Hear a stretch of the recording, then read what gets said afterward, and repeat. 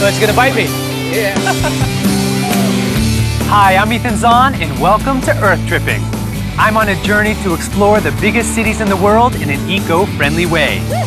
This is travel with a whole new perspective, one that's environmentally and culturally sensitive.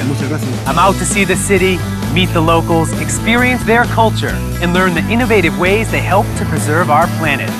Just north of the equator, this city proudly displays two of the tallest buildings in the world and some of the oldest rainforests on the planet. This is Kuala Lumpur, Malaysia. From the heart of the Malay culture to bamboo rafting on the Langat River. How's the balance on these things? To dinner via wheelbarrow. Smells delicious. Time for some earth tripping in KL.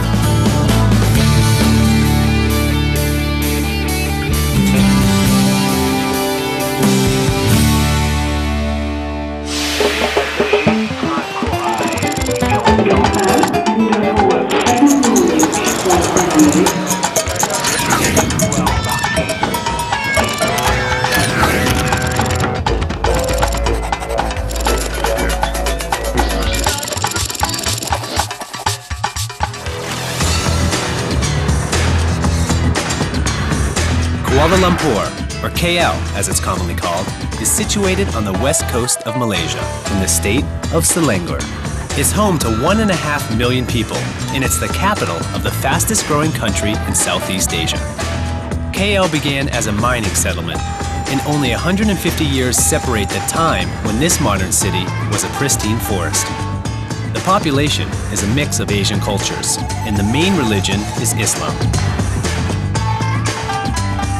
In the Malay language, Kuala means confluence and Lumpur means mud. So KL was actually named after this very spot where the Klang and the Gombak rivers meet. And occupying this historic location is the city's oldest surviving mosque, the Masjid Jamek. Surrounded by a grove of palm trees, the Masjid Jamek is the center of KL. Its design was inspired by the Mughal architecture of India, and it was built on the first Malay cemetery in KL. All the bodies had to be exhumed. From the mosque, it's only one block to the colonial section of the city, Merdeka Square. About a half a century ago, this is where Malaysia announced its independence from Britain and raised its flag for the very first time. Overlooking the square is the Royal Selangor Club, the gathering place for high society.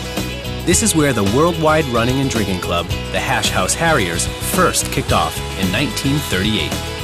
Directly opposite the field is the striking Sultan Abdul Samad building, the most eye-catching in all of KL. During British rule, it served as government headquarters, and after Malaysia's independence, it was converted into a courthouse.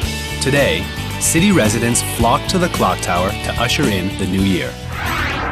No matter where you walk in this city, there's one landmark that you can always count on to give you a sense of direction: the shiny Petronas Towers.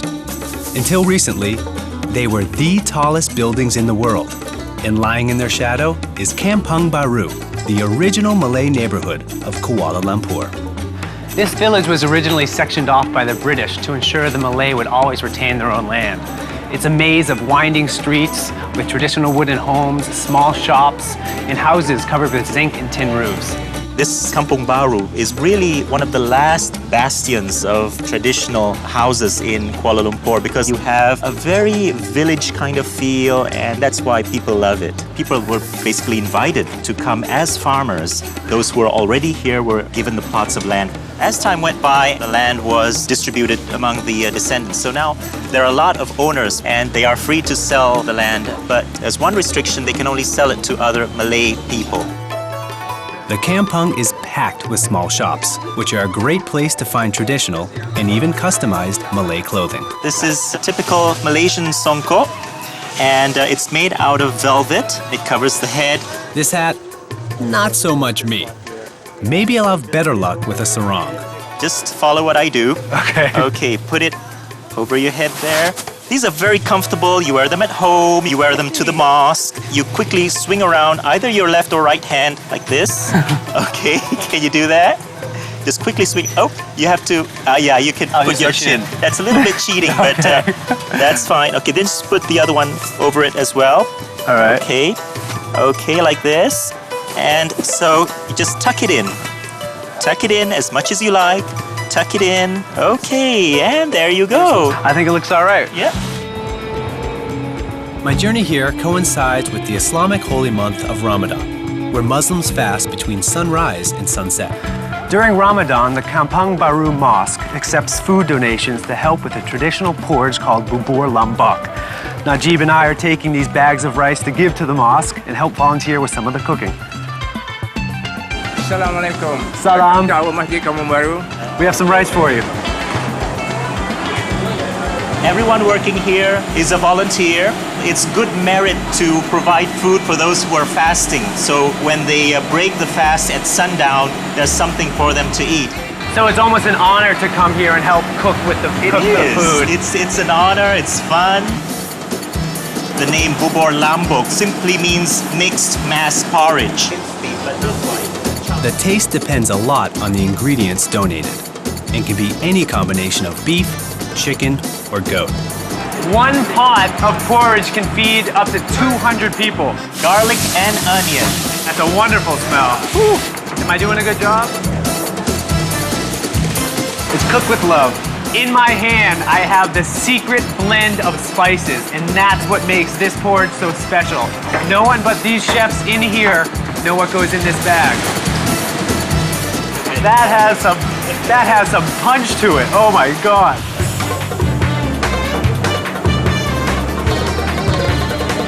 This tradition began as a way of feeding the poor.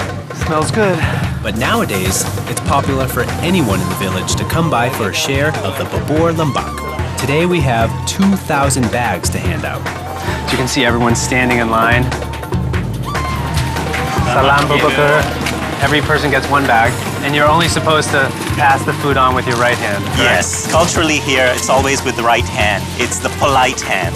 Now, I noticed there's only men in this line. Do women get to break fast as well? Oh yes, don't worry. The women have their share inside.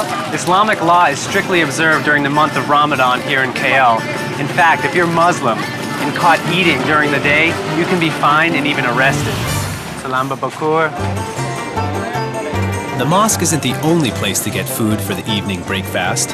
As sundown approaches, the streets of Kampung Baru come alive with people picking up their evening meal. After fasting and working all day, the last thing they want to do is cook. The government is planning to make Malaysia a fully developed nation by 2020. But that's putting a strain on the natural resources. Traveling green is best done with your own 2 feet. But I found the mass transit system here is a good second option. The KL monorail stops at most of the key destinations and is very easy to navigate. I want a tiriwangsa, please. For just 250 ringgit, you can take the monorail from one end of the city all the way to the other. It opened in 2003 and averages 45,000 commuters each day. Narrow tracks, built high above street level, give it a smaller environmental footprint. And rubber wheels make for a quieter ride, keeping noise pollution low. What makes this monorail more environmentally friendly than other railways is that when it was being built, hundreds of trees were removed from its path and replanted elsewhere in the city. The historical sites in this city are fairly close together, so you can easily walk. But the monorail is a scenic alternative and a great way to orient yourself to the city. One landmark that you can easily reach by monorail is the KL Tower. This is where you'll find the highest views of the city, if you're lucky enough to catch a clear day. Being in a valley poses some environmental hazards to KL, smog being one of them. The tower was built on a hill, smack in the middle of the only tropical rainforest left in Kuala Lumpur, Bukit Nanas. When the KL Tower was constructed, they made an effort to conserve some of the natural environment. So the original position of the tower was actually moved to preserve this 100-year-old jelutong tree. Originally home to tigers and elephants, Bukit Nanas is now a protected area with acres of nature trails. Just a few monorail stops from Bukit Nanas is the cultural center of KL, the Central Market. Central Market was slated for destruction until local conservationists stepped in to save it. They converted the Art Deco building into a showcase for Chinese, Indian, and Malay handicrafts. This is a traditional Malaysian kite. It's a moon kite. Kite flying has a long history in Malaysia, and there are many different kinds. The handmade ones of bamboo and paper take many hours to create and are true works of art. I am beating a path out of the city center to a restaurant only the locals know about. The specialty of the house is called Beggar's Chicken, and you have to call in your order at least a day in advance. How many other restaurants prepare Beggar's Chicken? Only one in Kuala Lumpur. You're the only one in Kuala Lumpur. That's right. So you must be a popular man. Yeah, maybe. Hundreds of years ago, there was a beggar. He went and he stole some chickens. And he didn't want anyone to know he stole them and he was cooking them, so he wrapped them in a clay pot to hide the smell and shoved them under the coals so no one would know. Chinese immigrants brought the recipe to Malaysia, and the new Hong Kee restaurant has been cooking chickens this way for more than 20 years.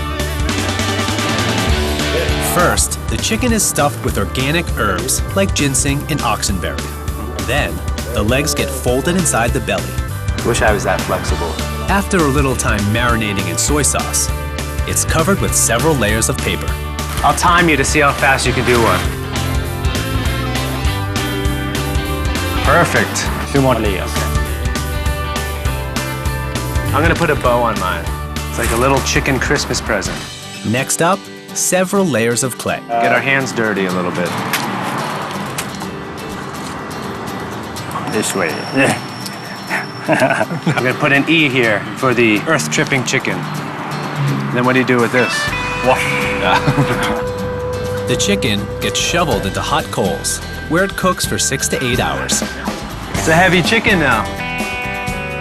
I, of course, called in my order well in advance, so it's ready to be pulled from the oven. Wow. That's already cooked. Dinner is served.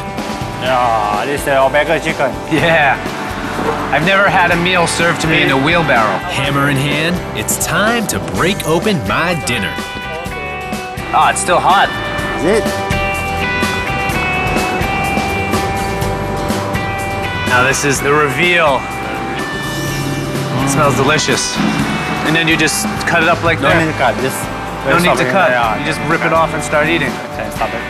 That's my style of food. The chicken just literally falls off the bone. It's so soft. It's delicious. And delicious.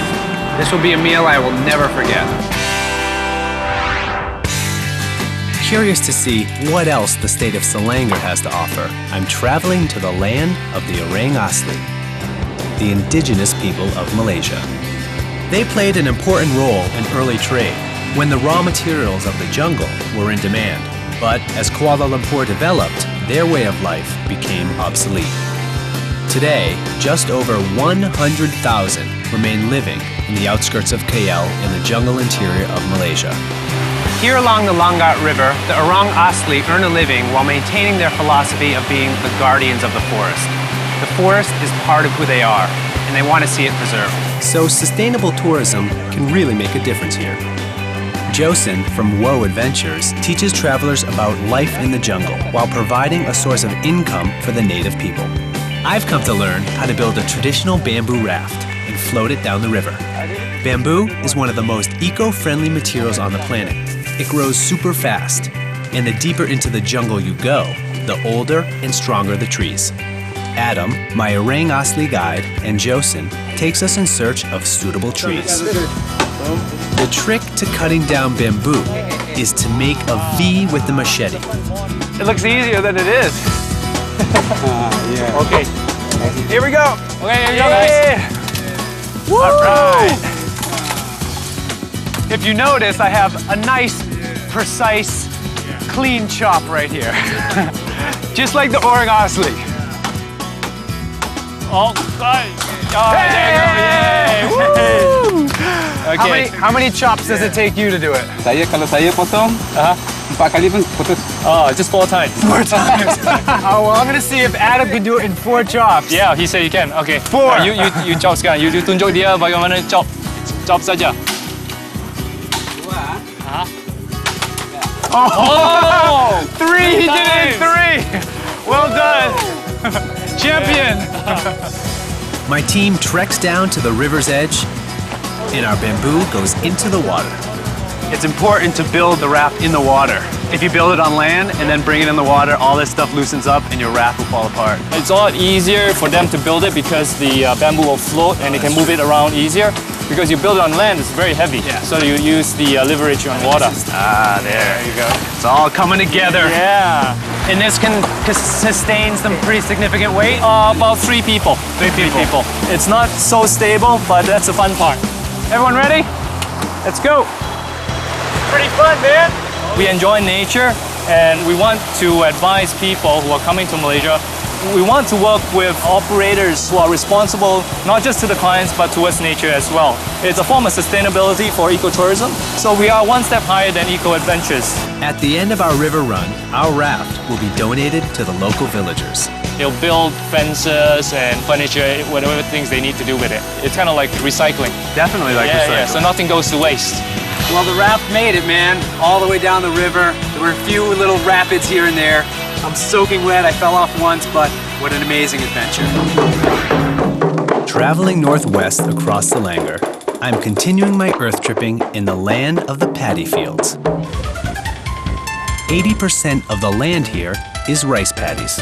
White rice is a staple of the Malay diet. And many families still practice the traditional way of separating rice from its husk. Right hand. Okay. As you bang the rice paddies, This doesn't hurt the rice? No. No. all the rice comes off the husk. It's good teamwork. Oh, slowly, slowly.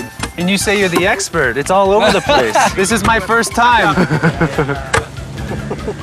The next step is we're gonna have to shake all the husks away from the rice. So you shake it into the wind so all the husks will blow off. Yeah. And you're left with just the rice. Can I try? Only this? hand, only hand, only hand. Just the hand. Only All hand. right.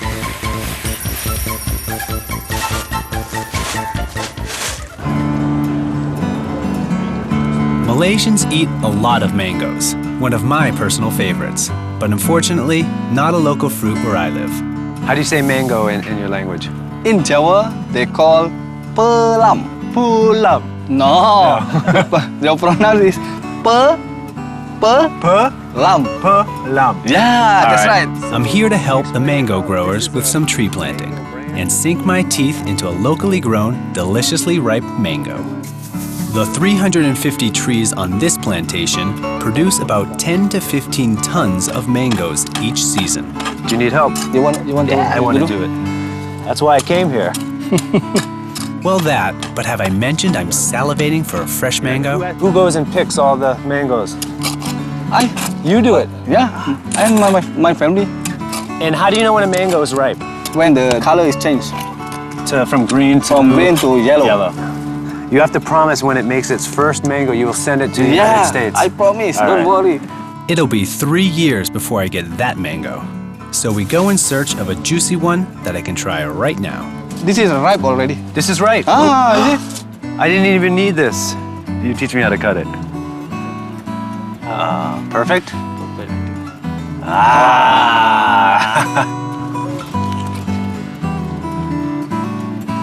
That's fresh.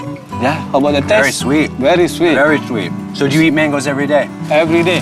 I would too, if I had this orchard in my backyard. Next up, one-on-one instruction on kite making, I'm Ethan. just like the ones I saw in the Central Market. So this is bamboo, and it looks like it's going to be used to make the frame of the kite. The bamboo is whittled thinner and thinner to make it more pliable. Can I try? So I just need to make it more thin. Yeah. Slowly. Yeah, very good. You hear that? Very good. My first try. Kites were traditionally made after the harvest season was over, and it was time to have some fun. One of the interesting things about making these kites is he does this all by feel, and obviously a kite has to be fairly balanced to fly successfully. 2 hours of labor. This thing better fly. Time to put it to the test. We're gonna fly this thing. So everyone cross your fingers and we'll see how it goes. You ready? Here we go. Whoa, it's drunk! I have a drunk kite! Come back! Clear! Come on, buddy. Come on, you got it. Here we go. Oh! One more time. Gently. Ah, there we go. Look how beautiful. Oh no, kamikaze. Nice. Ah, rest in peace.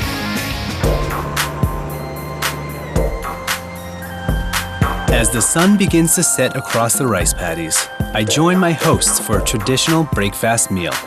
Sitting cross-legged in my sarong on the floor, I feel like one of the family. Sitting this way isn't tough. It's eating in a sarong is the tough part. It's airy, you know? It's kind of weather you need. First, a teapot filled with water is passed around to wash our hands, So you only wash your right hand, right? Yes. because much of the food is eaten with your fingers. Don't drink this.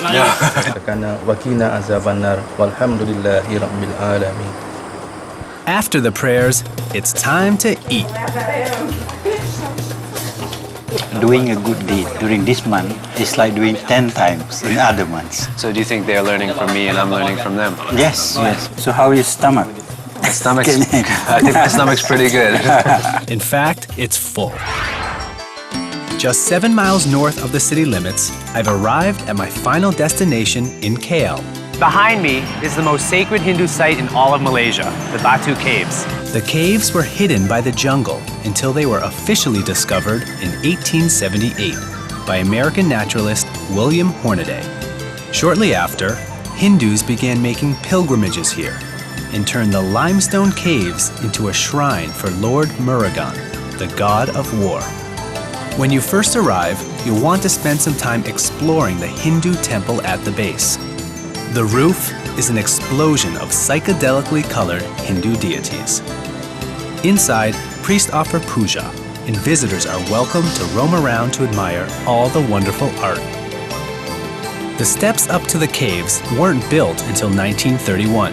Before that, people had to scramble over the rocks to reach the shrine. Here I go. 1. Visitors have it a little easier these days. Step 10, only 262 to go. The Batu Caves consist of 3 main caves and a number of small ones. The biggest and most beautiful section is the Temple Cave. The light coming through the top gives the whole cave a spiritual atmosphere. But watch out for the monkeys. They roam freely and nimbly scale the walls to come down and grab bananas left by visitors. In Hinduism, bananas are considered a sign of abundance. Fast becoming modern, Kuala Lumpur is a major cosmopolitan city trying to preserve its cultural identity and natural environment. In just a small radius, I've gone from the city center to the paddy fields to a mecca for Hinduism.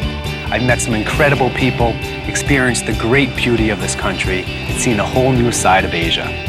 I'm Ethan Zahn. See you next time on Earth Tripping.